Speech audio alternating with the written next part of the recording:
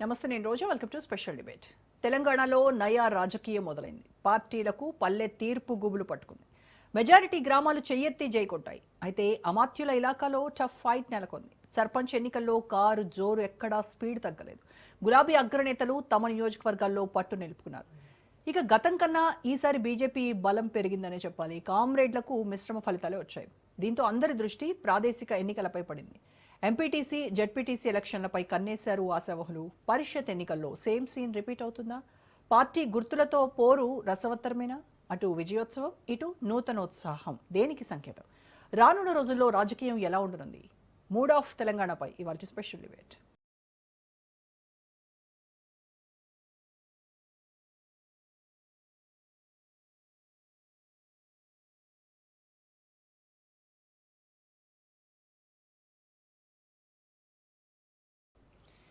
తెలంగాణలో పల్లెపోరు ప్రశాంతంగా ముగిసిందన్నారు సీఎం రేవంత్. 12,702 పంచాయతీలకు 7,527 చోట్ల కాంగ్రెస్, 808 స్థానాల్లో కాంగ్రెస్ రెబల్స్ గెలుపొందడం పట్ల ఆయన హర్షం వ్యక్తం చేశారు. 8,335 సర్పంచులు గెలిచి 66% ఫలితాలు సాధించామన్నారు రేవంత్. ఇక బీఆర్ఎస్ 3,511, బీజేపీ 710 స్థానాల్లో గెలిచినట్టు ఆయన తెలిపారు. గులాబీ కాషాయ కూటమి 4,221 పంచాయతీల్లో 33% గెలుచుకున్నారు. గెలిచినోళ్లు డిసెంబర్ 22న పదవి ప్రమాణ స్వీకారం చేయనున్నారు. తెలంగాణ రాష్ట్రంలో స్థానిక సంస్థల ఎన్నికలు 12,728 గ్రామ పంచాయతీలకు గాను వాటి ఫలితాలను రాష్ట్ర ఎన్నికల అధికారులు ప్రకటించడం జరిగింది. ఈ పంచాయతీరాజ్ ఎన్నికలను ప్రశాంతంగా, ప్రజాస్వామ్యబద్ధంగా, ఎక్కడా అధికారిక లోటుపాట్లు లేకుండా నిర్వహించినందుకు ప్రభుత్వ సిబ్బందిని రాష్ట్ర ప్రభుత్వం తరఫున మనస్ఫూర్తిగా నేను అభినందిస్తున్నాను. 12,702 గ్రామ పంచాయతీల ఫలితాలలో 7,527 గ్రామ పంచాయతీలు కాంగ్రెస్ పార్టీ, 808 కాంగ్రెస్ పార్టీకి సంబంధించిన రెబెల్స్ ఈ ఎన్నికలలో నెగ్గడం జరిగింది. మొత్తానికి 8,335 గ్రామ పంచాయతీలు 66% ఫలితాలను కాంగ్రెస్ రెబెల్స్ ఈ ఎన్నికలలో మేము సాధించడం జరిగింది. అదేవిధంగా బీఆర్ఎస్, బీజేపీ ఒక కూటమిగా ఈ ఎన్నికల్లో పోటీ చేసి 3,511 బీఆర్ఎస్, 710 గ్రామ పంచాయతీలు బీజేపీ, టోటల్గా 4,221 బీఆర్ఎస్ బీజేపీ కూటమి గెలుచుకోవడం జరిగింది. ఇది 33%. దాదాపుగా 146 గ్రామ పంచాయతీలు సిపిఐ, సిపిఎం, ఇతరులు 1%. ఇతర రాజకీయ పార్టీలు కూడా నెగ్గడం జరిగింది. కాంగ్రెస్ రెబెల్స్ 66% గెలిస్తే బీజేపీ, బీఆర్ఎస్ 33%, కమ్యూనిస్టులు 1% ఈరోజు ఈ ఎన్నికల్లో ఫలితాలను సాధించారు. ఈ ఫలితాలు మా 2 సంవత్సరాల పరిపాలనకు ప్రజలిచ్చిన తీర్పు. తెలంగాణ పంచాయతీ ఎన్నికల ఫలితాలు రాష్ట్ర రాజకీయ ముఖ చిత్రాన్ని స్పష్టంగా తెలియజేస్తున్నాయి. కాంగ్రెస్, బీఆర్ఎస్ మధ్య జరిగిన హోరాహోరీ పోరులో హస్తం స్పష్టమైన ఆధిక్యతను కనబర్చింది. అయితే ఆ ఫలితాలు కేవలం విజయ సంకేతాలు మాత్రమే కాదు. గ్రామీణ రాజకీయాల్లో గులాబీ పార్టీ పునరుజ్జీవనంపై జరుగుతున్న లోతైన చర్చకు తెరతీశాయి.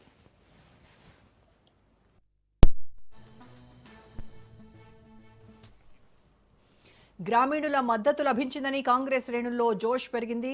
అసెంబ్లీ, లోక్సభ ఎన్నికలతో పోలిస్తే ఆ పార్టీకి ఇప్పుడు ప్రజల మద్దతు మరింత పెరిగినందునే అత్యధిక స్థానాలు గెలిచింది. 2/3 తమ మద్దతుదారులే గెలిచారంటోంది కాంగ్రెస్. మంత్రులు వ్యక్తిగత ప్రతిష్టగా తీసుకుని ఎక్కువ స్థానాల్లో పార్టీ అభ్యర్థులను గెలిపించుకునేందుకు కృషి చేశారు. అయితే కొన్ని చోట్ల అమాత్యులకు నిరాశ తప్పలేదు. రేవంత్ ప్రభుత్వం అమలు చేస్తున్న అభివృద్ధి, సంక్షేమ కార్యక్రమాలతో ప్రజల మద్దతు లభించిందని హస్తం వర్గాలు విశ్లేషిస్తున్నాయి. ఇందిరమ్మ ఇళ్లు, రేషన్ కార్డుల పంపిణీ, రైతు భరోసా, రుణమాఫీ, సన్నధాన్యం, క్వింటాకు 500 బోనస్ వంటి వాటిని పల్లెల్లో ఎక్కువ మందికి అందించడం కలిసొచ్చిందంటున్నాయి.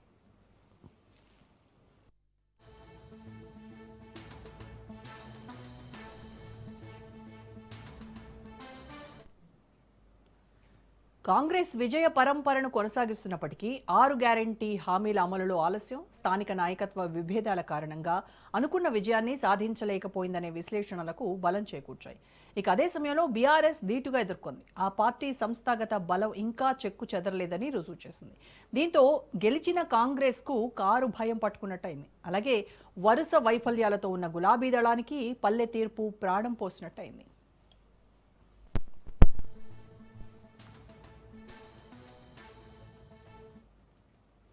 మరోవైపు సర్పంచ్ ఎన్నికల ఫలితాలు బీఆర్ఎస్ కు నూతన ఉత్సాహాన్నిచ్చాయి. వరుస ఓటమితో నిరాశగా ఉన్న గులాబీ దళం పంచాయతీ ఎన్నికల్లో పుంజుకోవడం ఆ పార్టీ శ్రేణులకు ఆనందాన్ని కలిగించింది. ఆశించిన మేరకు వచ్చాయని ఫలితాలు వచ్చాయి అని అంటోంది కారు పార్టీ. ఈ ఉత్సాహంతో జెడ్పీటీసీ, ఎంపీటీసీ ఎన్నికలకు సన్నద్ధం కావాలని పార్టీ శ్రేణులకు సంకేతాలనిచ్చింది. ఇక గ్రామ స్థాయిలో బీజేపీ తన బలాన్ని గతంలో కన్నా పెంచుకుంది. అలాగే పంచాయతీ ఎన్నికల్లో వామపక్షాలకు మిశ్రమ ఫలితాలు లభించాయి.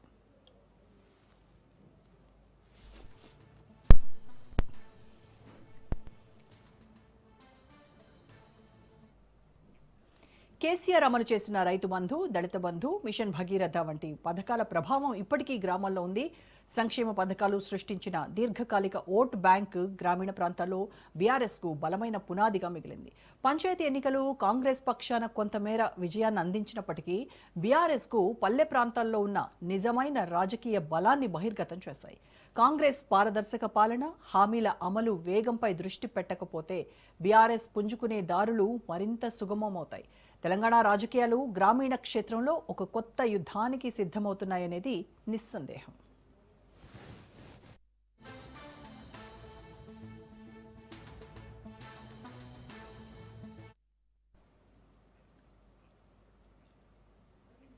ఇక పంచాయతీ ఎన్నికల ఫలితాలపైనే ఇవాళ డిబేట్లోకి వెళ్దాం. డిబేట్లో పార్టిసిపేట్ చేస్తున్నారు కాంగ్రెస్ నాయకులు ఆరేపల్లి మోహన్ గారు అండ్ బీఆర్ఎస్ నాయకులు బొల్లం మల్లయ్య యాదవ్ గారు అండ్ బీజేపీ నాయకులు అల్జాపూర్ శ్రీనివాస్ గారు. నమస్కారం అండి ముగ్గురికి. నమస్కారం మేడం. రైట్, మోహన్ గారు, మొత్తానికి కాంగ్రెస్లో జోష్ ఫుల్ రెట్టింపు అయింది. మొన్న జూబ్లీ హిల్స్తో మీరు మా పార్టీకి మా 2 ఏళ్ల పాలనకు ఇది రెఫరెండం అని ఒప్పుకుంటారా అంటే మీరు ఖచ్చితంగా ఒప్పుకోలేనటువంటి పరిస్థితి. కానీ ఇవాళ సీఎం మాత్రం మాట్లాడుతూ మా ప్రభుత్వ 2 ఏళ్ల పాలనకు ఈ ఎన్నికల ఫలితాలే రెఫరెండం అని చాలా క్లిస్టల్ క్లియర్గా చెప్పినటువంటి పరిస్థితి. ఏంటి అంత ఉత్సాహం, అంత జోష్నిచ్చింది మీకు? అంటే మీరు ఊహించలేదా ఈ ఫలితాలు? భిన్నంగా వచ్చాయా? అంటే భిన్నంగా ఏం రాలే కానీ ఊహించిన దానికన్నా ఒక 5% ఓటు సరళి మారి కాంగ్రెస్ పక్షాన పడ్డమాట. 5 to 8% ఓటు మాత్రం కాంగ్రెస్ పరంగా పెరిగిందని చెప్పవచ్చు. ఎందుకంటే గ్రామాలలో ఇప్పుడు ఇందిరమ్మ లబ్ధిదారులు కావచ్చు, మహిళా సోదరిమణులు కావచ్చు, రైతులు కావచ్చు, కొత్త కాంగ్రెస్ పార్టీ యొక్క లబ్ధి పొందిన విధానాన్ని బట్టి లేదా కాంగ్రెస్ పార్టీ ద్వారానే అందరికీ న్యాయం జరుగుతుందనే విశ్వాసం కావచ్చు, లేదా ముఖ్యమంత్రి గారు ఇచ్చిన మాట కట్టుబడి మరి రుణమాఫీ కానీ, మరి మహిళలు ఈ మధ్యలో మీరు చూస్తూ ఉన్నారు వడ్డీ రుణాలతో పాటు మరి బస్సులు కానీ రకరకాల ప్రోత్సాహకాలు ఇస్తున్న సందర్భంలో మహిళలలో కూడా మంచి స్పందన ఉందని గ్రామ రిజల్ట్స్ తెలియజేస్తా ఉన్నాయి.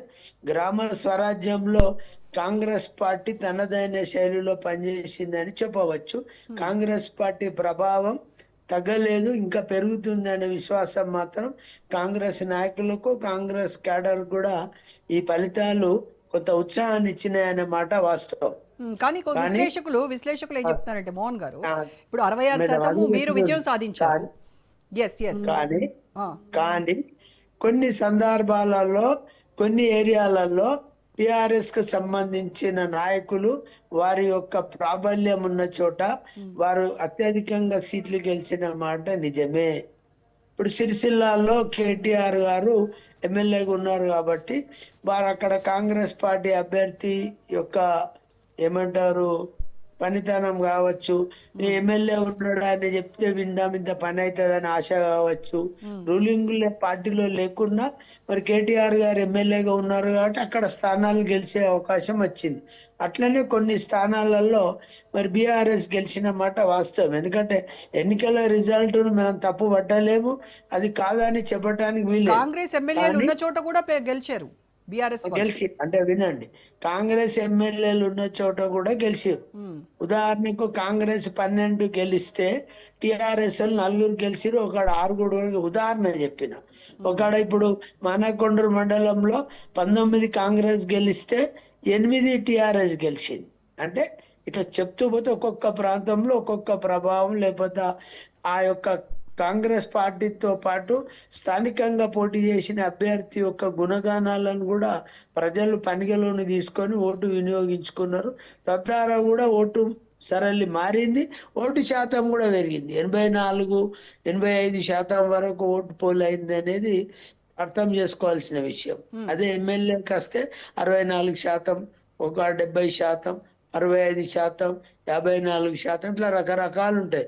ఓవరాల్ గా స్టేట్ లో 65-70%లోగానే ఎమ్మెల్యే ఎలక్షన్ లో ఓటు సరళి చూస్తున్నాం. కానీ ఇప్పుడు 85% ఓటు పెరిగింది మేడం. అంటే దాదాపు 15% మరి ఓటర్లు అధికంగా పాల్గొన్నారు.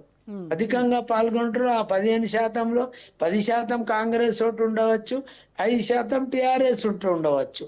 ఎందుకంటే కాంగ్రెస్ పార్టీ యొక్క ఆలోచన లేదా పథకాలు, రేవంత్ రెడ్డి గారి యొక్క మరి ఆలోచన విధానంతో పాటు, ప్రభుత్వం ఇచ్చే పథకాలతో పాటు రకరకాల లబ్ధి పొందిన ప్రజలు కూడా కాంగ్రెస్ యొక్క ఆలోచన అర్థం చేసుకొని కాంగ్రెస్ పార్టీ పక్షాన ఓటు వేసి, మొత్తానికి కాంగ్రెస్ పార్టీ యొక్క ఏమంటారు ఓటు శాతం మాత్రం తగ్గలేదు. ప్రజలు వారిగానే సంతోషంగా ఓటు వేసారు, ఉత్సాహంగా ఓట్లలో పాల్గొన్నారు. మధ్యాహ్నం 1 కంటే కొన్ని బూతులలో లైన్ లో ఉంటే 3 వరకు కూడా పోలైన సంఘటనలు చూశాం. కాబట్టి కాంగ్రెస్ పార్టీ పథకాల లబ్ధిదారులతో పాటు రైతులు, మహిళలు, దళితులు, రకరకాల లబ్ధిదారులతో పాటు కాంగ్రెస్ నాయకత్వం కలిగి కాంగ్రెస్ పార్టీలో సనాతనం నుంచి పనిచేస్తూ ఒక్కొక్కరు 50 ఏళ్ళ నుంచి, 30 ఏళ్ళ నుంచి, 40 ఏళ్ళ నుంచి వర్కర్ గా ఉన్న వాళ్ళు కూడా కాంగ్రెస్ పార్టీని అంటిపెట్టుకోనుండి కాంగ్రెస్ పార్టీ గెలుపు కొరకు అక్కడి నాయకత్వం యొక్క బలోపేతం కొరకు కృషి చేశారు. ఎక్కువగా కాంగ్రెస్ పార్టీ బలపరిచిన అభ్యర్థులు గెలిచిండ్రు అనే మాట వాస్తవం. ఇందులో ఇక్కడ ఏమీ ఇబ్బంది లేదు. బీఆర్ఎస్ పార్టీ కూడా టఫ్ ఫైట్ ఇచ్చింది, 3500. అలాగే బీజేపీ అయితే గతంలో కంటే ఇప్పుడు ఇంకా పెరిగినటువంటి పరిస్థితి ఉంది. అంటే మరి కాంగ్రెస్ ప్రభుత్వం మీరు ఇచ్చినటువంటి పథకాలన్నీ అమలు చేస్తే మరి ఎందుకు ప్రజలు గ్రామీణ ప్రాంతాల్లో ఎస్పెషల్లీ మనం అనుకున్నాము యూరియా కష్టాలు కావచ్చు, లేకపోతే రైతు బీమా మీరు ఇవ్వకపోవడము, రుణమాఫీ సరిగ్గా చేయకపోవడము, ఇవన్నీ కూడా మిమ్మల్ని దెబ్బతీస్తాయి అని అనుకున్నారు. కానీ మరి ఎందుకు బీఆర్ఎస్ వైపే చూసి బీఆర్ఎస్ను కూడా నమ్మి ఇటు బీజేపీని కూడా సీట్లు గెలిపించినటువంటి పరిస్థితి ఉంది? మేడం, నిజమైన ఒక మాటలో చెప్పాలంటే కాంగ్రెస్ పార్టీ అభ్యర్థి బీఆర్ఎస్ అభ్యర్థి అనే దానికంటే ముందు స్థానికంగా సర్పంచ్ అనే వ్యక్తి గుణగణాలను లేదా వారి యొక్క క్యారెక్టర్ ను ప్రజలు పరిగణలోకి తీసుకున్నారు. సెకండ్ కి దానిలో కాంగ్రెస్ పార్టీ బీఆర్ఎస్ చూసారు. మీరు పార్టీ పరంగా చూస్తే పార్టీ పరంగా ఎలక్షన్లు కావు కాబట్టి కొంత మిళితమైన ఓటు సరళి జరిగింది. ఒక టిఆర్ఎస్ గెలిచింది అంటే ఆడ కాంగ్రెస్ అభ్యర్థి కూడా ఓటేసిన ఉండొచ్చు. కాంగ్రెస్ పార్టీ యొక్క ఓట్లు కూడా బీఆర్ఎస్ కి పడవచ్చు, ఒకడ బీఆర్ఎస్ ఓట్లు కూడా కాంగ్రెస్ కి పడవచ్చు. కాబట్టి ఈ లోకల్ బాడీ ఎలక్షన్ లో 99% మరి ఓటు సరళిని గమనిస్తే మీరు అన్నారు బీజేపీకి ఓట్లు వచ్చినాయి. మరి గతంలో ఉన్న 80 ఇప్పుడు 85% పోలింగ్ అయింది మేడం. మీరు గత ఎలక్షన్ లో మీరు చూసుకొని 75% అయింది. అంటే ఓటు శాతం పెరిగింది కాబట్టి బీజేపీకి ఓట్లు వచ్చినాయి, బీఆర్ఎస్ కోట్లు వచ్చినాయి. మేము బీఆర్ఎస్ కోట్లు అయితే మాకేం కులు లేదు, బీజేపీకి అయితే కూడా కులు లేదు. కానీ కాంగ్రెస్ పార్టీ యొక్క ఆలోచనను ప్రజలు అర్థం చేసుకొని కాంగ్రెస్ పార్టీకి సపోర్ట్ చేస్తున్నారు అనేది ఓడిపోయిన దానిలో కూడా 1 ఓటుతోని, 3 ఓట్లతోని, 5 ఓట్లతోని, 8 ఓట్లతోని కాంగ్రెస్ పార్టీ అభ్యర్థులు ఓడిపోయిన సంఘటనలు కోకొల్లలు ఉన్నాయి, కోకొల్లలు. కాబట్టి కాంగ్రెస్ పార్టీకి ముఖ్యమంత్రి గారు అన్నట్టు రెఫరెండమే అనే మాట వాస్తవానే మాట చెప్తూనే మొన్నటి జూబ్లీ ఎలక్షన్ కూడా ముఖ్యమంత్రి గారు చాలా సందర్భాలలో చెప్పారు. ఏమని? తప్పగా మా అభ్యర్థి గెలుస్తాడు, మా పథకాలు గెలిపిస్తే అనే మాట చెప్పిండు. మీరేమంటారు? ముఖ్యమంత్రి గారు జూబ్లీ వెళ్ళలే, వారి స్పీచ్ లో మీరు గమనించండి, మా అభ్యర్థి గెలుస్తాడు, తప్పక మేము జూబ్లీహిల్స్ గెలుస్తాడని చెప్పారండి, గెలుస్తాడని చెప్పారు. తర్వాత ప్రెస్ మీట్ లో ఒక జర్నలిస్ట్ అడిగిన దాన్ని ఆయన దాటవేసే ప్రయత్నం చేశారు. మీరు రెఫరెండంగా దీన్ని తీసుకుంటారా అని అంటే ఆయన దాన్ని దాటవేశారు. సరే, అది గతం అనుకోండి, రైట్. ఇప్పుడైతే ఒప్పుకున్నారు. సో ఇదే జోష్తో మీరు వెంటనే ఎంపీటీసీ, జెడ్పీటీసీ ఎన్నికలకు వెళ్ళేటువంటి పరిస్థితి అయితే కనబడతా ఉంది. జనాల్లో కూడా ఆ నమ్మకం వచ్చింది. ఎందుకనంటే మీ కనుక ఆశించినటువంటి ఫలితాలు రాకుండా ఉంటే అవి కూడా డిలే అయ్యేదేమో. సో ఇప్పుడు భయపడుతూ ఎలా అయితే ఎలక్షన్స్కి వెళ్ళి సరే ఓకే ప్రజలు మా వైపే ఉన్నారు అనేటువంటి ఒక ధైర్యాన్ని తెచ్చుకుని అది మీకు చాలా బూస్ట్నిచ్చింది. సో ఈ ఉత్సాహంతోనే మీరు ఖచ్చితంగా ఎంపీటీసీ జెడ్పీటీసీ ఎన్నికలు త్వరలోనే వెళ్తారు అనేటువంటిది ఒకటి చర్చ నడుస్తోంది. Right, okay. బొల్ల మల్లయ్య గారు మాట్లాడదాం. సో మల్లయ్య గారు, కాంగ్రెస్కు ఈ గ్రామ పంచాయతీ ఎన్నికలు అయితే బూస్ట్నిచ్చాయి. So at the same time BRS కూడా తన ఓటు బ్యాంకును కాపాడుకోగలిగింది. మీ ప్రభుత్వ హయాంలో మీరు చేసినటువంటి పథకాలు కావచ్చు, వాళ్ళకి ప్రజలకి ఇచ్చినటువంటి హామీలు కావచ్చు, మీరు నెరవేర్చినటువంటివి కావచ్చు, ఇవన్నీ కూడా కొంత వర్కౌట్ అయ్యాయి. ఇంకా బీఆర్ఎస్ని ప్రజలు నమ్ముతున్నారు, కోరుకుంటున్నారు అనేది ఒకటి ఇక్కడ తెలమవుతోంది. సో మీరు ఎలా విశ్లేషించుకుంటున్నారు ఈ ఫలితాలు? మాకంటే అదనంగా కాంగ్రెస్కి వచ్చినాయి, అది ఎవరు కూడా కాదనలేని వాస్తవం. కానీ ఆ అదనంగా వచ్చింది ఇప్పుడు మామూలుగా ముఖ్యమంత్రి గారు ఏదైతే రెబల్స్ కూడా మా వాళ్ళు అని అంటున్నారో, ఆ రెబల్స్ వాళ్ళు ఎట్లవుతారండి? కాంగ్రెస్ కి వ్యతిరేకంగానే వాళ్ళు రెబల్ గా పోటీ చేసిరు. వాళ్ళకి ఎవరు సపోర్ట్ చేస్తే గెలిచిరు? కాంగ్రెస్ వ్యతిరేకులు. కాంగ్రెస్ కి అనుకూలంగా ఉన్న వాళ్ళు కాంగ్రెస్ కి ఓటేసుకుంటారు. కాంగ్రెస్ కి వ్యతిరేకంలో ఉన్న వాళ్ళు ఎవరు ఉంటారు? ప్రతిపక్షాలు ఉంటాయి. ప్రతిపక్షాలు కలిసి రెబల్ని గెలిపించినాయి. ఈ రోజు వాళ్ళు సంఖ్య కోసం తారుమారు చేయడం కోసం రెబల్స్ కూడా మా వాళ్ళే అని చెప్పుకుంటున్నారు. అది ముమ్మాటికి కాదు. మొదటి నుంచి కూడా అధికారం ఉంది కాబట్టి అధికారాన్ని ఉపయోగించి అభ్యర్థుల్నే మార్చడానికి, వాళ్ళని దొంగ తీసుకోవడానికి అనేక రకమైన ప్రలోభాలకు గురి చేసిరు. అది అయిపోయింది.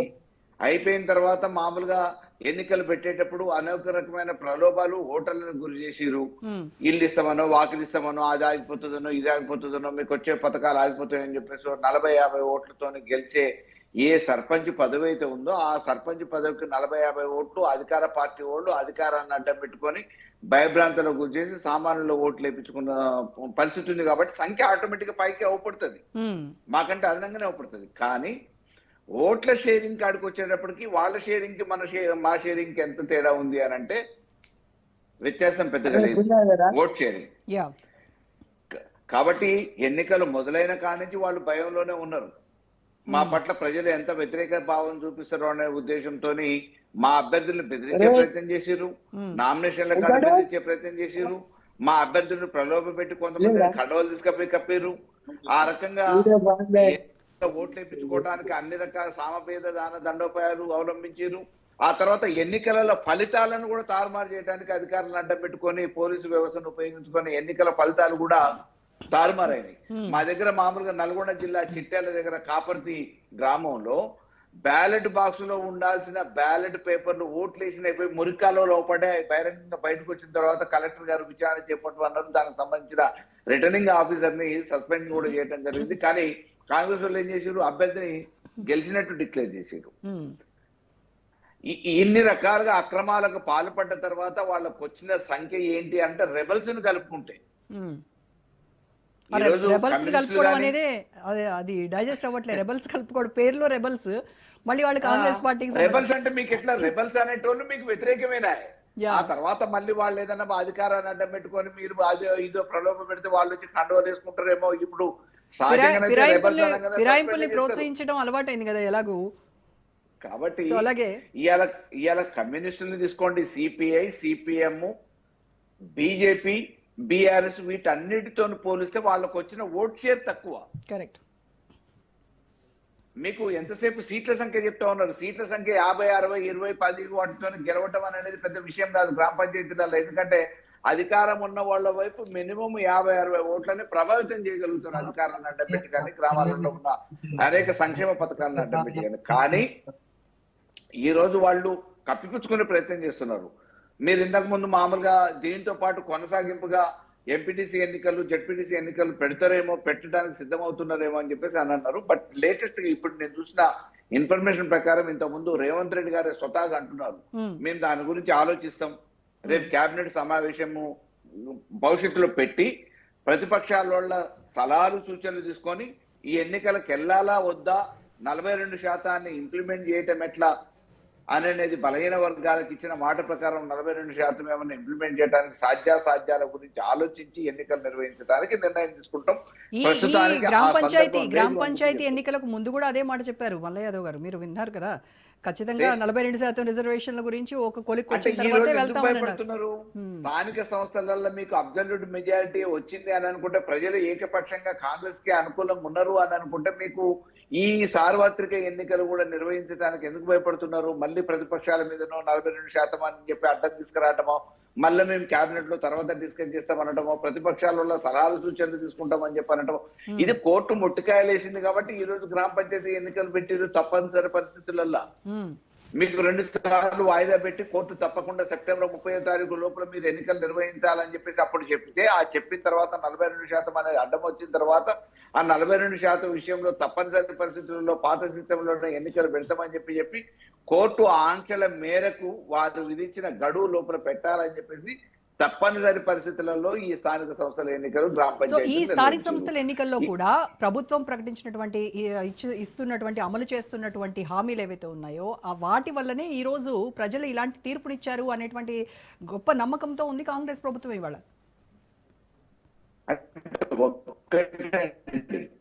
వాళ్ళు ప్రజలకి ఏమి హామీలు నెరవేర్చిరో లేదో అని అనేది వాళ్ళకు కూడా తెలుసు అంతరాత్మకి. నేను ఒకటే అడుగుతున్నా, మోహన్ అన్న కూడా ఉన్నాడు, ఎందుకంటే మామూలుగా పేదరికం నుంచే బలహీన వర్గాల నుంచి వచ్చిన ప్రతినిధి.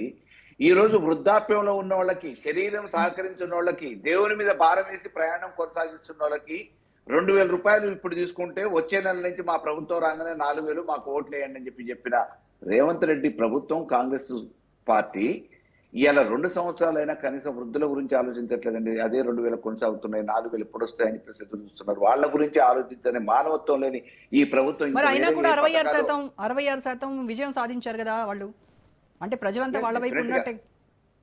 డెఫినెట్ గా. ఎందుకు అనంటే స్థానిక సంస్థల ఎన్నికలలో ఈ శాతం ఏదైతే చెప్పుకుంటున్నారో అంత శాతం లేదు. యాక్చువల్ గా 51% వాళ్ళకు వచ్చింది. 51% సాధించడానికి ప్రభుత్వంలో అధికారంలో ఉన్న వీళ్ళకి కాదని చెప్పేసి ఇప్పుడు ఇచ్చిన ప్రభుత్వమే మారదు కదా. ఇక్కడ ఉన్న స్థానిక నాయకత్వంతో మేము ఎందుకు కంటు కావాలి, ఇబ్బంది ఎందుకు పడాలి, పోలీస్ స్టేషన్ అని అదని ఇదని వచ్చే సంక్షేమ పథకాలు ఆపటం, ఈ ఇబ్బందులన్నీ ఎందుకు? రేపు ప్రభుత్వ మార్పిడి కోసం జరగబోయే ఎన్నికలలో మేమేంటి అని అనేది చూపిస్తామనే ఒక భావనతో ప్రజలు ఉన్నారు. ఈ ఎన్నికలలో ఈ ఓట్లతోనైతే ప్రభుత్వాలు మారవు కదా అనేది ఒక భావన. రెండోది, ఈ స్థానిక సంస్థలలో స్థానికంగా అక్కడ ఉన్న వ్యక్తి కేంద్రంగా కూడా కొంత ప్రచారం జరుగుతుంది, ఎన్నికలు నిర్వహిస్తారు. కొంత డబ్బు ప్రభావం ఉంటుంది, కొంత వ్యక్తి ప్రభావం ఉంటుంది, కొన్ని స్థానిక సమస్యల ప్రభావం ఉంటుంది. అక్కడ ఉన్న రాజకీయ పార్టీలలో పోటీ చేసే అభ్యర్థుల అంశాలను కూడా పరిగణలోకి తీసుకుంటారు. వాళ్ళ గుణగణాలను పరిగణలోకి తీసుకొని కొంతమంది ఓకే ఆయన కంటే ఈయన బెటర్ కదా అని చెప్పేసి, ప్రభుత్వం ఉన్నా ప్రభుత్వం లేకపోయినా అక్కడ పోటీ చేసే అభ్యర్థుల గుణగణాలను పరిశీలనలోకి తీసుకున్న తర్వాత ఓట్లలో ఆ ప్రభావం ఉంటుంది. కాబట్టి దీన్ని ఒక్క పరంగా ఈ రోజు కాంగ్రెస్ అధికారంలో ఉండి ఆ శాతానికి పడిపోయింది అంటేనే ప్రజలలో వాళ్ళ ప్రాబల్యం తగ్గింది అనేది నిక్కచ్చిగా చెప్పొచ్చు. ఈ రోజు ప్రతిపక్షాల ఓట్లు అన్ని కలిపితే అధికార పార్టీ కంటే ఇంచుమించుగా తక్కువ అన్నట్టు ఓట్ల శాతానికి వస్తాయి. మీకు గెలిచిన పర్సెంటేజ్ తీసుకుంటున్నారు, 10 ఓట్లు 20 ఓట్లు 30 ఓట్లతో గెలిచిన గ్రామ పంచాయతీల పర్సెంటేజ్ ప్రధానం కాదు. ఇక్కడ ఎన్ని ఓట్లు మేము రాబట్టగలిగినాం, ఎన్ని ఓట్లు అధికార పార్టీకి వచ్చినాయి అన్నదే ప్రధానం. ఓట్ల పరంగా వస్తే ఆల్మోస్ట్ ఈక్వల్లీ షేరింగ్ ఈక్వల్లీ జరిగింది. సో ప్రభుత్వం మీద ఈ రోజు ప్రజలకి సరైన సదాభిప్రాయం లేదు అని అనేది ఈ గ్రామ పంచాయతీ ఎన్నికలలో తెలంగాణ యావత్ ప్రజానికం నిరూపించింది. రైట్ అండి. శ్రీనివాస్ గారు మాట్లాడతాం. శ్రీనివాస్ గారు, బీజేపీ సపోర్ట్ చేసినటువంటి అభ్యర్థులు దాదాపుగా 700 పైన స్థానాలు వాళ్ళు గెలుచుకున్నటువంటి పరిస్థితి ఉంది. సో అంటే గత ఎన్నికల్లో కంటే చూస్తే ఈసారి గణనీయంగా మీ ఓట్ పర్సంటేజ్ కావచ్చు, అలాగే స్థానాలు కావచ్చు పెరిగాయి. ముఖ్యంగా నిర్మల్, ఆదిలాబాద్ ఇటువైపు చూస్తే కనుక చాలా మొత్తం స్వీప్ చేసినటువంటి పరిస్థితి ఉంది. ఉత్తర తెలంగాణలో ఎస్పెషల్లీ బీజేపీ పెరుగుతూ వస్తూ ఉంది. అంటే గతంలో చాలామంది విమర్శించేవాళ్ళు బీజేపీ అని అంటే అది కేవలం నగరాలకు సంబంధించినటువంటి పార్టీగా చూసినటువంటి వాళ్ళకి ఇవాళ ఈ మీ బీజేపీ సాధించినటువంటి ఈ విజయాలు ఏవైతే ఉన్నాయో ఇవి గ్రామాల్లో బీజేపీ వెంట ఉన్నారు అనే దానికి ఒక నిదర్శనంగా చూడొచ్చు అంటారా? డెఫినెట్ రోజా గారు, భారతీయ జనతా పార్టీ గత పార్లమెంట్ ఎన్నికలతోనే అర్థమైపోయింది. ఎక్సెప్ట్ హైదరాబాద్, మల్కాజ్గిరి 2 తప్ప మిగతా అన్ని కూడా గ్రామీణ ప్రాంతాల యొక్క స్థానాలు. ప్రజల్లో ఒక విశ్వాసం, ప్రజల్లో భారతీయ జనతా పార్టీ పట్ల అవగాహన కలిగిన కారణంగా ఇవాళ విస్తరించింది భారతీయ జనతా పార్టీ. పైపెచ్చు కొత్త జనరేషన్ రావడం కారణంగా భారతీయ జనతా పార్టీకి చాలా బలం పెరిగింది. యంగర్ జనరేషన్ మొత్తం కూడా వారి యొక్క సనాతనంగా అనావితగా వేస్తూ వస్తున్నటువంటి పార్టీలకు కాకుండా వారి యొక్క కుటుంబ పెద్దల్ని మొత్తంగా తాతల్ని, నాన్నల్ని, అందరిని, అమ్మమ్మను వీళ్ళందరినీ కూడా కన్విన్స్ చేయడం, ఆ రకంగా ఓటు మార్పిడికి కారణమై ఉంటాయి. మేము మాకు బాగా మా ప్రాంతాల్లో గల్ఫ్ దేశాలకు చాలా మంది వెళ్తూ ఉంటాం. ఈవెన్ స్టేట్స్ లో ఉన్నటువంటి గొప్ప పిల్లలు కూడా వాళ్ళ యొక్క పేరెంట్స్ ఒప్పించి, గ్రాండ్ పేరెంట్స్ ఒప్పించి బీజేపీ ఓటుకి ఇచ్చడం జరిగింది. ఇది కళ్ళారా మేము చూసినాం, మేము అనుభవించాం. ఇది ఒక గుడ్ గవర్నెన్స్ కి, మోదీ గారి యొక్క నాయకత్వానికి దేశవ్యాప్తంగా ఉన్నటువంటి ఒక వాతావరణం. ఇక గ్రామీణ ప్రాంతంలో తెలంగాణలో వేరే ఆల్టర్నేట్ లేదు రోజా గారు. వీళ్ళు బీఆర్ఎస్, కాంగ్రెస్ వేరే వేరేనే ఏమన్నా వేరే వేరే అయితే ఖచ్చితంగా రేవంత్ రెడ్డి గారు బీఆర్ఎస్ మీద, నాయకుల మీద, కవిత గారి ఆరోపణలు, అనేక బీఆర్ఎస్ నాయకుల మీద ఆరోపణలు, అక్రమాలు, అవినీతి మీద ఈ పాటికి అనేక మంది నాయకులు పోయేవారు జైలుకు. ఎఫ్ఐఆర్లు అవుతుండే ఏమైనా అయినా అంటే సింగిల్ కేసు. ఏమనుకోవాలి ఇప్పుడు? ఒకానొకప్పుడు తెలుగుదేశం అసలు రేవంత్ రెడ్డి చెప్తేనే కవిత ఆ రకంగా ఆరోపణలు చేస్తున్నారు, రేవంత్ రెడ్డి నడిపిస్తున్నారు కవితని అని ఒక పక్క విమర్శలు, ఆరోపణలు వస్తుంటాయి. మీరేమో కవిత చేసిన ఆరోపణలపై రేవంత్ రెడ్డి చర్యలు తీసుకోవట్లేదు. రోజా గారు ఏం ఆరోపణలు చేసినా ఆరోపణలు అయితే ఉన్నాయి కదా. Let government file FIR, issue FIR, start enquiry, investigation చాలు చేయండి. మరి ఆరోపణలు వస్తూ ఉంటాయి. కవిత గారు చేసింది అని కాదు, స్వయానా రేవంత్ రెడ్డి గారు కూడా చేస్తున్నారు కదా. భారతీయ జనతా పార్టీ ఆరోపణలు చేసింది కదా. అనేక జనరల్ పబ్లిక్ కూడా, అనేక మంది న్యూట్రల్స్ అందరు కూడా అవినీతి, అక్రమాలు జరిగినాయి. ఇవంతా కూడా ఎంక్వైరీ జరగాల్సిన అవసరం ఉంది. అఫీషియల్స్, బ్యూరోక్రాట్స్ కూడాను ఇరుక్కపోయారు. ఎందుకు జైల్లో మగ్గుతా ఉన్నారు? ఎందుకు భూములు అన్ని కూడా కబ్జా అయినాయి? ఎందుకు వాళ్ళ యొక్క ముటేషన్స్ అయినాయి? వాళ్ళందరూ కూడా మరి జైలుకు పోతున్నప్పుడు పొలిటీషియన్స్ ఎందుకు పోవట్లేదు? కాబట్టి మా దృష్టిలో బీఆర్ఎస్, కాంగ్రెస్ ఒక్కటే, ఇద్దరు ఒకనొకప్పుడు టీడీపీ నాయకులు, ఒకే మూస, ఒకే ఖానా నుంచి వచ్చిన లేదు ఇద్దరు. కాబట్టి ఒకరినొకరు రెసిప్రోకల్ గా ఒకరికొకరు ఇంట్రెస్ట్ తోని సపోర్ట్ చేసుకుంటా ఉన్నారు. నాకు ఏదో ఒకనాడు సపోర్ట్ చేయకపోతారా అని బీఆర్ఎస్ అనుకుంటుంది, అరెస్ట్ చేయకుండా ఉంటా ఉంటారు. నాకు ఏదో ఒకనాడు వాళ్ళకి ఎమ్మెల్యేలు ఈ రకంగా 10 మంది పంపించారు, ఇంకా అవసరమైతే పంపిస్తారచ్చు అని చెప్పి ఆయన అనుకోవచ్చు, రేవంత్ రెడ్డి గారు. సో ఇది ప్రామాణికం కాదు. కాంగ్రెస్ పార్టీ గెలుపు ప్రామాణికం కాదు. మోరోవర్ పార్టీ బేసిస్ మీద కాదు రోజా గారు. వారు చంకలు ఎగేస్తా ఉన్నారు కదా. మేము మా యొక్క జనరల్ గా ఎమ్మెల్యేలు అంటే భయపెట్టిస్తారు. మీకు తెలియదు, వాళ్ళ బాగా అనుభవం ఉన్నాయి మల్లయ్య గారికి. వారు ఎమ్మెల్యే ఉన్నారు, వారి సర్కార్ నడిచింది. సర్కార్లో ఉన్నప్పుడు ఎమ్మెల్యేలు ఏ రకంగా ప్రజల్ని భయభ్రాంతులు చేస్తారు, ఇండైరెక్ట్ హింసిస్తారు, ఇండైరెక్ట్ అల్టిమేటం ఇస్తారు. ఆ భయంతో ఓట్లు ఏ రకంగా చిన్న ఎలక్షన్ టర్న్ అవుతాయి అన్న విషయం తెలియదు. కాబట్టి ఆ విషయం వారి అనుభవం ఉంది కాబట్టి బీఆర్ఎస్ వాళ్ళు చెప్తా ఉన్నారు. కాంగ్రెస్ కూడా చేసిందని చెప్పి వారు చేసినారు, వీళ్ళు చేస్తున్నారు. కాబట్టి గుర్తు చేస్తా ఉన్నారు బీఆర్ఎస్ నాయకులు, మల్లయ్య గారు. సో ఈ కారణం చేత లోకల్ గా ఆ కొన్ని స్థానాలు, కానీ భారతీయ జనతా పార్టీ నజర్ పైసా నా మా చేతిలో పవర్ ఏమీ లేకున్నప్పటికీ కూడాను గ్రామీణ కార్యకర్తలందరూ కష్టపడి పార్టీని 120 సర్పంచ్ ఉన్న చోట ఇవాళ 750-800 శ్రీనివాస్ గారు, ఇప్పుడు గ్రామాల్లో కేంద్ర ప్రభుత్వ నిధులు కదా మేజర్ గా వచ్చేది, కేంద్ర ప్రభుత్వ నిధులు.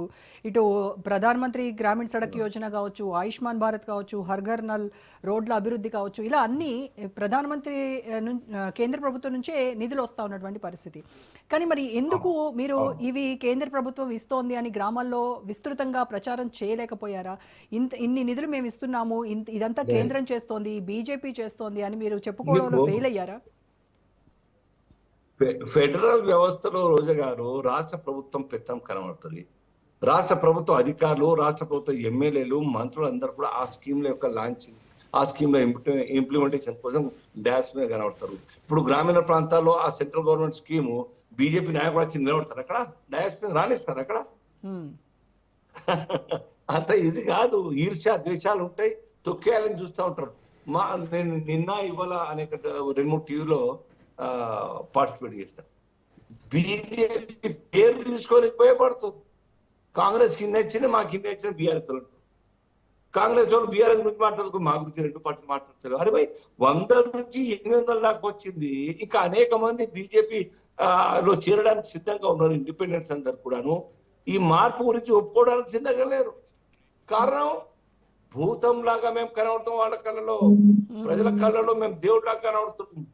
రాబోయే ఎన్నికల్లో, రాబోయే 28 అసెంబ్లీ ఎన్నికల్లో లేదా అంతకుముందు జరిగేటువంటి స్థానిక యొక్క ఎంపీటీసీ జడ్పీసీ ఎన్నికల్లో కూడా కాంగ్రెస్ యొక్క వాస్తవ విషయం బయటపడతాయి. పడలేకున్నా కానీ 28లో ఆల్టర్నేటివ్ భారతీయ జనతా పార్టీ గుర్తుపెట్టుకోండి. ఈ రాష్ట్ర యొక్క రూపురేఖలు మారాలన్నా, ఈ రాష్ట్రంలో అవినీతి, కుటుంబ పాలన, పెత్తనాలు, పెత్తందారు ఇవన్నీ కూడా దూరం పోవాలన్నా ఓన్లీ భారతీయ జనతా పార్టీకి రెస్క్యూ ది స్టేట్. అంటే డబుల్ ఇంజిన్ సర్కార్ రావాలంటే ఎవరు చేయలేరు. ఎటు పోతున్నాయమ్మా వీళ్ళు చెప్తున్నారు కదా రేవంత్ రెడ్డి గారు, బాగా స్కీమ్ల యొక్క ప్రజలకు ఫాయిదా జరిగింది కాబట్టి మేము గెలిచినామని. అరే ఉన్న పాత బకాయిలు చెల్లించే స్థితి లేరు, ఈఎంఐలు కట్టే పరిస్థితి లేదు. ఓపెన్ గా ఒప్పుకున్నారు కదా మీటింగ్ లో, పోలీసుల మీటింగ్ లా ఓపెన్ గా మాకు చెప్పులు దొంగల్లాగా చూస్తున్నారు, చెప్పులు దొంగల్లాగా ఈఎంఐ కట్టడానికి డబ్బు లేవు, వచ్చేది 18,000 కోట్లు, ఇచ్చేది 22,500 కోట్లు, మేము ఎక్కడ తీసుకురావాలని చెప్పేసి ఒప్పుకున్న తర్వాత ఇక గ్రామాలకు ఈ సర్కార్ ద్వారా 10,000 మంజూరు చేసే అధికారం ఏదైనా ఎమ్మెల్యేకు ఉన్నదా, ఏదైనా మినిస్టర్లకు వాళ్ళ శాఖన స్వయాన ముఖ్యమంత్రి దివాలా తీసామని చెప్పుకున్న తర్వాత ఇంకేం చేయలేరు. 2 పార్టీలు 2 ప్రభుత్వాలు కూడా ఈ యొక్క రాష్ట్ర అధోగతికి కారణమవుతాయి. అప్పుడు ఏంది alternative? Bharatiya Janata party. BJP అవినీతి లేకుండా పాలించగలిగేటువంటి ఒక దుబారా ఖర్చు లేకుండా పాలించగల సత్తా ఉన్న పార్టీ. ఏంటి మీకు అంత నమ్మకం ఏంటి? 8 ఎమ్మెల్యేలు, 8 ఎంపీలు, ఇప్పుడు వచ్చినటువంటి సీట్లు, ఎమ్మెల్సీ ఎన్నికలు ఇవి చూసుకునే నమ్మకం? ఖచ్చితంగా డబుల్ ఇంజిన్ సర్కార్ తెలంగాణ వస్తుందని చెప్తున్నారు. త్రిపురలో ఏమో, కేరళలో ఏమైనా ఉండేనా? ఇప్పుడు ఎందుకు గెలుస్తున్నారు అక్కడ? ఒరిస్సాలో ఏమైనా బీజేపీ పెద్ద నాయకుడు, మన రాష్ట్రంలో ఉన్నంత పెద్ద టాల్ లీడర్స్ ఉన్నారా? లేరే. అక్కడ బీజేపీ గెలిచింది ఒరిస్సాలో, అస్సాంలో ఉండేనా, నార్త్ ఈస్ట్ లో ఉండేనా? అట్లేం లేదు. టైం వచ్చిందంటే గుర్తుపెట్టుకోండి. నిన్నటిదాకా లేదు, ఇప్పుడేమొస్తుంది మాట్లాడేవారు ఈ ప్రతిపక్షాలు ఉన్నాయి కదా, ఆ యొక్క ఆశల్ని వమ్ము చేసి బీజేపీకి పట్టం కట్టి అధికారంగా కూర్చోబెట్టే శ్రీనివాస్ గారు, మల్లయ్య గారు అంటున్నారు ఈవీఎం మిషన్ ఉండేవి మీ చేతిలో కదా, ఎక్కడ ఏ రాష్ట్రంలో ఎప్పుడు మీరు అధికారంలోకి రావాలన్నా ఈజీగా వచ్చేయచ్చు. ఆ మాట కాంగ్రెస్ నాయకులు చిదంబరం గారు మాట్లాడతారు. ఆ మాట అనేక మంది ఆ తప్పుడు ఆరోపణ చేయడం అర్థం లేని మాట అని చెప్పి వాళ్ళు మాట్లాడుతారు. ఇక్కడకు వాళ్ళ హయాంలో కూడా ఆరోపణలు వచ్చినాయి కదా, వాళ్ళు కూడా ఖండించుకున్నారు కదా, మేము గెలిచినప్పుడు ఏమైంది ఇవాళ ఇట్లా మాట్లాడుతున్నావు? ఒక మంచి వక్తవ్యం నువ్వు ఇట్లా మాట్లాడుతున్నావు ఏంది అసలు? నువ్వు గ్రామ పంచాయతీ ఎన్నికలలో పార్టీ కాదు, ఒక రాజకీయ పార్టీ కాంగ్రెస్ కి విలీనం అయిపోతా. అదే మామూలుగా ఈ స్థానిక సంవత్సరాలలో ఎవరి గెలుపు కోసం వాళ్ళు ప్రయత్నం చేసుకుంటారు. కాంగ్రెస్ ఏం చెప్తావు సీనా? నువ్వు ఒక సిద్ధాంతం కలిగిన వ్యక్తి అనుకున్నాము, ఒక రాజకీయ పార్టీ సిద్ధాంతం కలిగిన ప్రతినిధివి నువ్వు. ఇది ఏమేమిక ఎవరి గెలుపు కోసం వాళ్ళు 4,000, 5,000 ఉన్న మేజర్ గ్రామ పంచాయతీ దగ్గర నుంచి మొదలు పెట్టుకొని 400 ఉన్న గ్రామ పంచాయతీ వరకు కొట్లాడే ఈ ఎన్నికలల్లో, స్థానిక సంస్థలలో వాళ్ళ నాయకత్వం కోసం వాళ్ళు మామూలుగా పోరాటం చేస్తారు. దానికి పార్టీలు బలపరుస్తాయి. ఈ బలపరిచే పార్టీలు తీసుకుపోయి మీరు బీఆర్ఎస్ ఓట్లు కాంగ్రెస్ ఓటేయాలంటే ఎట్లనే నువ్వు? పార్టీ కనుక చిత్తశుద్ధి ఉంటే, రేవంత్ రెడ్డి గారికి అవినీతి పనుల యొక్క భర్తం పట్టాలని ఉంటే ఫస్ట్ బీఆర్ఎస్ అరెస్ట్ చేయాలండి. మీరు చేయరండి. మీరు ఈడీ కేసులు ఎన్ని చేసిరండి? మామూలుగా తెలిసిరండి. ఈడీ కేసులలో రైలు చేసి ఎంతమంది తెలిసిరండి? మల్లయ్య గారు, స్పీకర్ కూడా ఈ యొక్క పాపపు రొంపిలో తెచ్చినారు రేవంత్ రెడ్డి గారు. అబద్ధాల పుట్టను తయారు. మీరు ఈడీ రైళ్లు చేసారు కదా దేశవ్యాప్తంగా, ఎన్ని ఈడీ కేసులలో ఏం చేసారు? ఎవరు తప్పించుకోలేరు. పొంగులేటి శ్రీనివాస్ రెడ్డి ఏమైంది? కోహినూరు హోటల్ మాట్లాడుకుంటే అయిపోయింది. ఎంతమంది కండవలు మార్చారు? సుజనా చౌదరి కండవ ఎట్లా మార్చిండు? ఈడీ రేడ్ తెల్లారి సుజనా చౌదరి కండవ మార్చిండు. ఈ రోజు దేశంలో పారిశ్రామిక వాళ్ళ మీద మీరు ఈడీ రైళ్లు చేయాలి, కండువలు కప్పాలి, పునీతులు బీజేపీలో అయిపోతారు. జాయిన్ అయితే కుటుంబ బీజేపీలో సభ్యురాలు జాయిన్ కదా అయినంత కవిత గారు, మాత్రాన రోజా వాళ్ళు గారు, పునీతులు అడగండి అయిపోతారు, వారిని. పవిత్రులు కవిత గారు అయిపోతారు. ఎందుకు వాళ్ళ మీద మాట్లాడుతున్నారు? ఉన్నటువంటి కేసుల గురించి ఏమైనా మాట్లాడేటువంటి కుంభకోణం గురించి బయట పెడతారు. అప్రూవర్ గా మార్చుకొని కాదు కాదు, గ్రామ ఎవరైతే పంచాయతీ మోసం గురించి మాట్లాడలే, మళ్ళీ దేశ చెప్పండి. రాజకీయాలు మళ్ళీ ఎస్ మాట్లాడతారు. ఎస్ ఇప్పుడు ఇది కానీ రైట్ అండి, రైట్. ఒక నేను షార్ట్ రాష్ట్రాయకం చెప్తున్నా. శ్రీనివాస్ గారు, కవిత శ్రీనివాస్ గ్రామ గారు పంచాయతీ వినండి వినండి. మాట్లాడదాం. ఆరోపణలు చేస్తున్నారే. శ్రీనివాస్ గారు కవిత గారి యొక్క మాటలు సోమోటోగా తీసుకోవాలని రేవంత్ రెడ్డి. చెప్పండి రోజా గారు. రైట్. ఇక ఆరేపల్లి మోహన్ గారితో పడదు. మోహన్ గారు, ఎంపీటీసీ జెడ్పీటీసీ ఎలక్షన్లకు సంబంధించి ఆలోచించి ఒక నిర్ణయం తీసుకుంటాము, ప్రతిపక్షాలతో కూడా మాట్లాడి ఒక నిర్ణయానికి వస్తాము, 42% బీసీ రిజర్వేషన్ల గురించి ఒక కొలిక్ వచ్చిన తర్వాత వెళ్తాము అన్నట్టుగా సీఎం మాట్లాడారు. అంటే ఈ 42% రిజర్వేషన్ దీనికి సంబంధించి అసలు ఒక కొలిక్ వచ్చేనా, ఈ ఎలక్షన్స్ జరిగేనా అనేటువంటిది ఇప్పుడు ఒక కొత్త డౌట్ క్రియేట్ అవుతా ఉంది. అంటే ముఖ్యమంత్రి గారు ఏమంటున్నారంటే ప్రయత్నం చేసి అందరినీ కలుపుకొని బీసీలకు ఎక్కువ శాతం ఇచ్చి వారిని రాజకీయంగా మనం అవకాశం కల్పించాలనే తపన కాంగ్రెస్ పార్టీది, ముఖ్యంగా రేవంత్ రెడ్డి గారి తపన ఉంది. బీసీలకు ఎక్కువ శాతం ఇచ్చి వాళ్ళ నాయకులుగా తీర్చిదిద్దాలనే తపనతో కాంగ్రెస్ పార్టీ పనిచేస్తుంది, రేవంత్ రెడ్డి గారు చేస్తారు. ఆ క్రమంలో అందరిని ఒప్పించి 42% తీసుకొని ఓట్లకు పోతే బాగుంటుందని ఆలోచన తను చేసి మీ ముందు కానీ పత్రికల ద్వారా ప్రజలకు తెలియజేస్తా ఉన్న సందర్భాన్ని పురస్కరించుకొని తప్పక, ఉదాహరణకు ఒకప్పుడు ఎస్సీలకు ఎంత శాతం ఉండేది, నేషనల్ వైడ్ గా ఒక 17% ఉండేది. 5% కూడా ఒక్కొక్కసారి వస్తా ఉంది. ఎందుకు వస్తా ఉంది? ఫ్రాక్షన్ లో చేంజెస్ ఉన్నప్పుడు 3.5 సీట్లు అయితే 4వ సీట్ కూడా ఇస్తా ఉన్నారు. కాబట్టి బీసీలను ఎందుకు మనము తప్పుగా చూడాలి, తక్కువ ఎందుకు సీట్లు ఇవ్వాలి, 42% ఇద్దాం, వాళ్ళని కూడా ఒక ప్రజాస్వామ్యంలో వారికి ఒక పరిపక్వత కల్పించి వారికి ఒక స్థానం కల్పించి గౌరవప్రదంగా వాళ్ళు నాయకులుగా ఎదగాలనే ప్రయత్నంలో భాగంగానే అందరితో విచారణ చేసి పెట్టాలనే తపన పడుతున్నాడు ముఖ్యమంత్రి. అందులో తప్పేమి లేదు. 42% ఇచ్చే కొరకు ప్రయత్నంలో భాగంగా అందరిని విచారించి అసెంబ్లీ పెట్టి అందరితో మాట్లాడి పెడితే బాగుంటది అన్నాడు. చలో అప్పటికి అందరు కలిసి 42 పెట్టద్దు, బీసీలకు ఇచ్చేది లేదు, బీసీలకు అంతెందుకు ఇస్తారని బీఆర్ఎస్ అన్నా బీజేపీ అన్నా అప్పుడు కాంగ్రెస్ పార్టీ ఆలోచన చేసి ఏ రకంగా ముందుకు పోతుంది అనేది తన ఆలోచన, పార్టీ ఆలోచన కూడాను చెప్తా ఉన్నాడు. కాబట్టి ఇక్కడ మన సీనన్ ఏం మాట్లాడుతున్నాడు, సర్పంచుల ఎలక్షన్ చెప్పమంటే దేశ రాజకీయాలు చెప్తాడు. ఈడ సర్పంచ్ ఎలక్షన్ అనేది pertaining to the village, village politics, village లో ఉండే ఒక గ్రూపిజం గాని ఉండే ఓట్ల శాతం గాని ఒక కులానికి ఎక్కువ ఉన్నాయి అనుకో, ఆటోమేటిక్ వాళ్ళ అభ్యర్థి గెలుస్తాడు. ఇప్పుడు ఒక గ్రామంలో 4 ఎక్కువ ఉంటే అభ్యర్థి గెలుస్తాడు, ఆటోమేటిక్ గెలుస్తాడు. సో ఎవరు గెలిచినా పెద్దగా జబ్బలు జరుచుకోవాల్సిన అవసరం లేదంటున్నారు, అంతే కదా? నేను చెప్పదలుచుకున్నది ఏంటంటే ఎవరు గెలిచినా ఆ పార్టీ బలపరిచిన యొక్క నాయకత్వం ఏదైతే కాంగ్రెస్ బలపరిచింది, అక్కడ 2 కాంగ్రెస్ గెలిచింది అనుకోండి ఉదాహరణ, తప్పక అక్కడ కాంగ్రెస్ క్లెయిమ్ చేస్తుంది. ఒక్కోటితో బీఆర్ఎస్ గెలిచిండు సర్పంచ్, బీఆర్ఎస్ క్లెయిమ్ చేస్తుంది. తప్పు పట్టడం లేదు క్లెయిమ్ చేసే విధానంలో.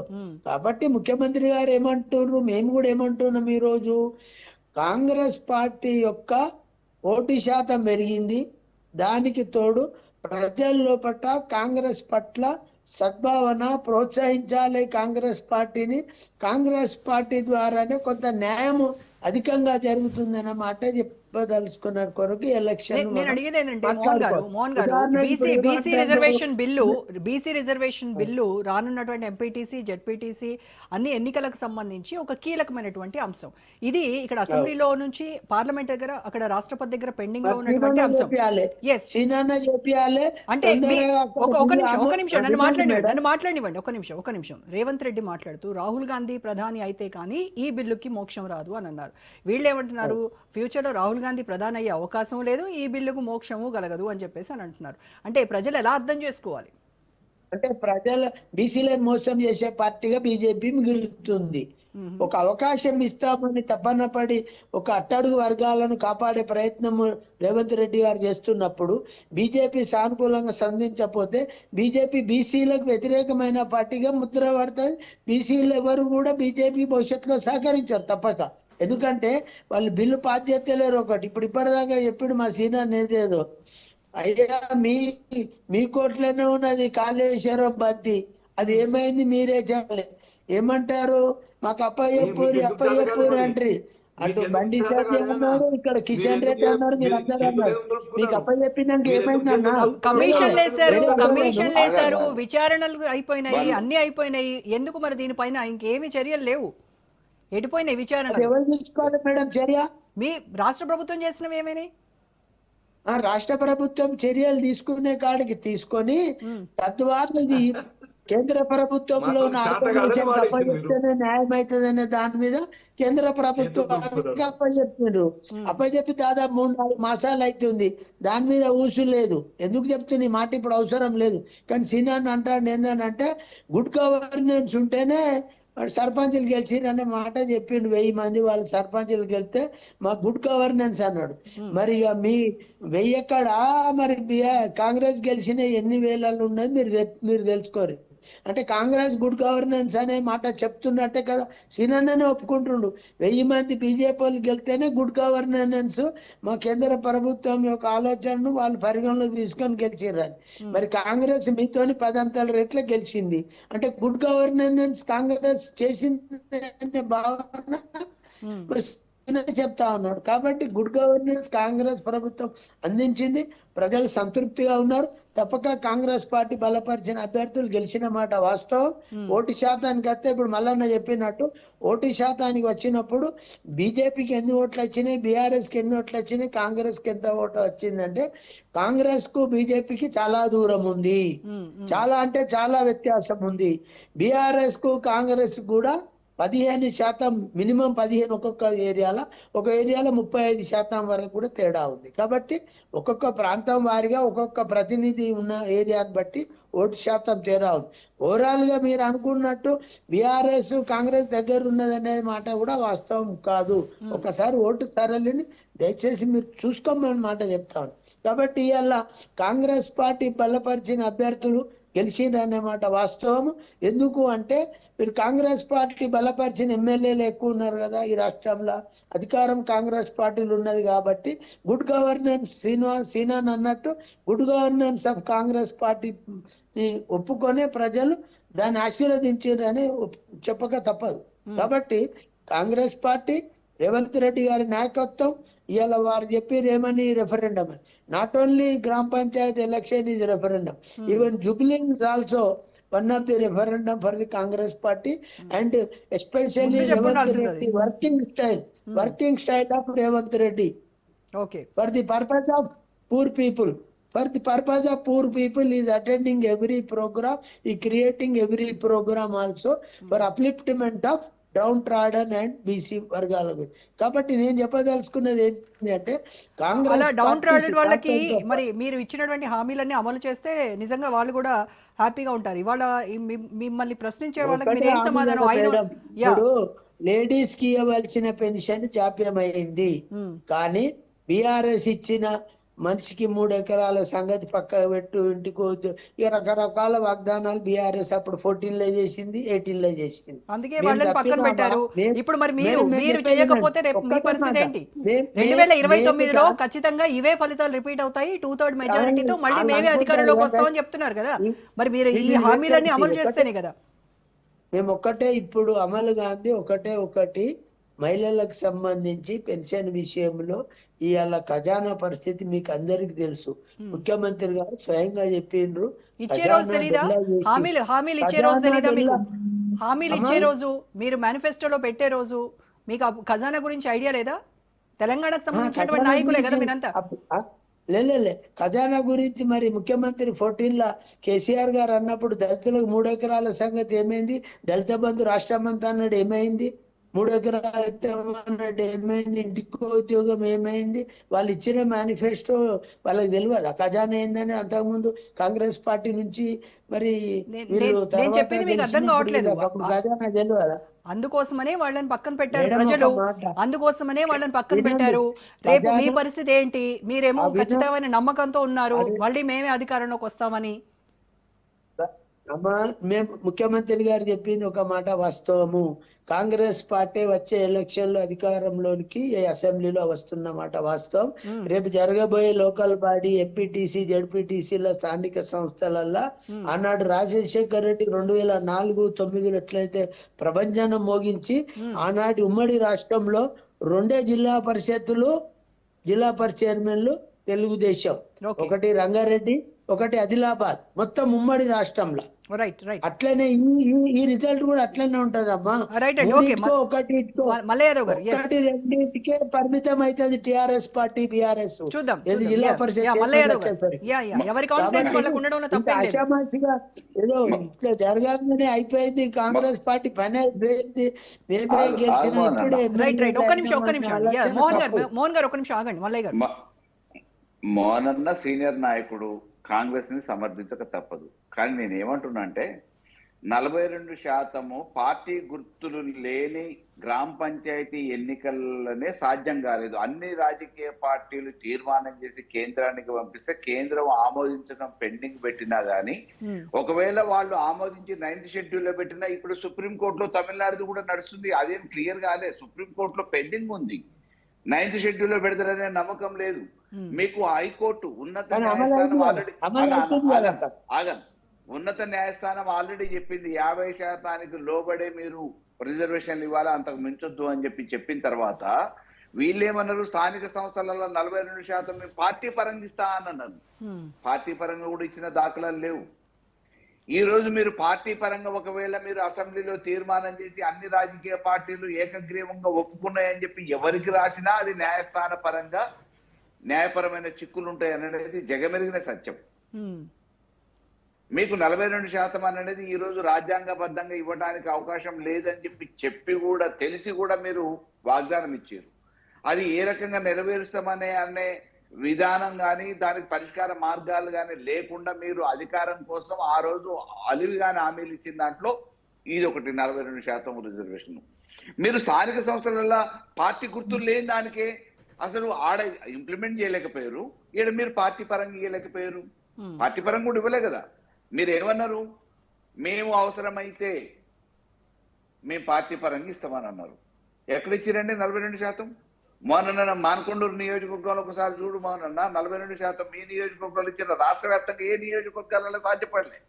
ఇవాళ అసెంబ్లీలో మీరు తీర్మానం చేస్తా అంటున్నారు. అసెంబ్లీలో అన్ని పార్టీలు ఓకే అంటే ఏది అబ్జెక్ట్ చేయలేదు. మొన్న అబ్జెక్ట్ చేయలేదు, రేపు అబ్జెక్ట్ చేయదు. బీసీలకి రిజర్వేషన్ విషయంలో ఏ బీజేపీ పార్టీ కాదు, ఇంకేదైనా చిన్న మొన్న పార్టీలు ఉన్నా కానీ మాకేం అభ్యంతరం లేదంటారు. కానీ అక్కడ మీకు పార్లమెంట్లో ఆమోదం పొందదు, న్యాయస్థానం ఒప్పుకోదు. మరి మీరు ఎన్ని తీర్మానాలు చేసినా ఉపయోగం ఏముంది? ఈ రోజు ఎన్నికలు వాయిదా వేయటాన్ని ఎందుకు ప్రయత్నం చేస్తున్నారు? మీకు అబ్జల్యూట్ మెజారిటీకి ఈ రోజు గ్రామాలలో ఉంటే 66% ముఖ్యమంత్రి గారు చెప్పినట్టుంటే ఇదే ఊపులో మరి మీరు పెట్టొచ్చు కదా. ఇప్పటికే 2 సంవత్సరాలు కాడి కిందేసిరు కదా, గాడి తప్పింది కదా పరిపాలన, గ్రామ వ్యవస్థ అంతా దెబ్బతిన్నది కదా, పరిశుభ్రత లోపించింది కదా, కరెంటు బల్బులు వేసి దిక్కు లేదు కదా, కనీసం గ్రామ పంచాయతీ కార్యదర్శులు బిల్లులు పెట్టుకొని అప్పులైనా అని చెప్పి వాళ్ళు ముట్టుకున్నారు కదా. శ్రీనివాస్ గారు,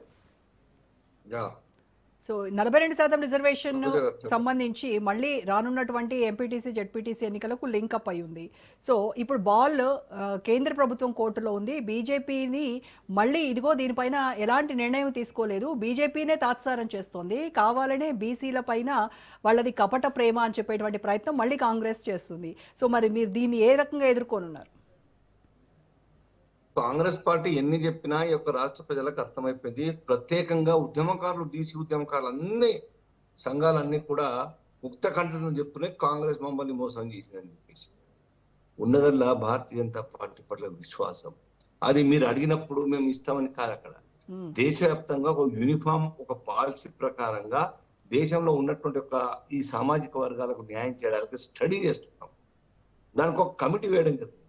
దాని ద్వారా దేశవ్యాప్తంగా ఉన్నటువంటి ఒక ఈ వర్గాలను అప్లిఫ్ట్ చేయడానికి, ఇంకా ఎంకరేజ్ చేయడానికి ఆ రిపోర్ట్ వచ్చిన తర్వాత 2026 మార్చో ఏప్రిలో మే కల్లా వస్తుంది. మొన్న మధ్యన మళ్ళీ 2వసారి కూడా అమిత్ షా గారు చెప్పడం జరిగింది. జనగణనతో పాటు కులగణన తీసుకోవడం కాంగ్రెస్ పార్టీ చేయలేదు. 50 సంవత్సరాలు పాలించి మేము తీసుకున్నాం. ఇవాళ మగ్గినారు. క్రెడిట్ వాళ్ళది కాదమ్మా. వాళ్ళు ఇంతకాలం దేశాన్ని మొత్తంగా కూడా వెనుకబడతలో నెట్టేసినారు కాంగ్రెస్ పార్టీ.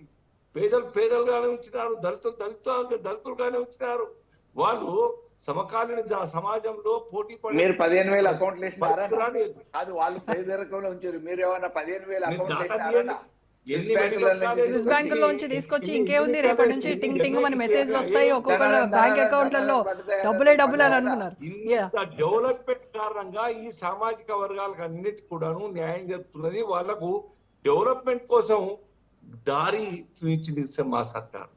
ఎన్ని కాలేజీలు, ఎన్ని ఐఐటీలు, ఎన్ని ఎన్ఐటీలు, ఎంబీబీఎస్ కాలేజ్, అసలు ఎంబీబీఎస్ కాలేజ్ జిల్లాకు ఒకటి చూస్తాం మన దేశవ్యాప్తంగా.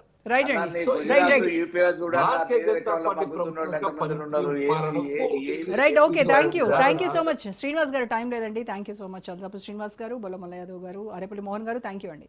రైట్, ఇది వాళ్ళ special debate. Stay tune to Raj news.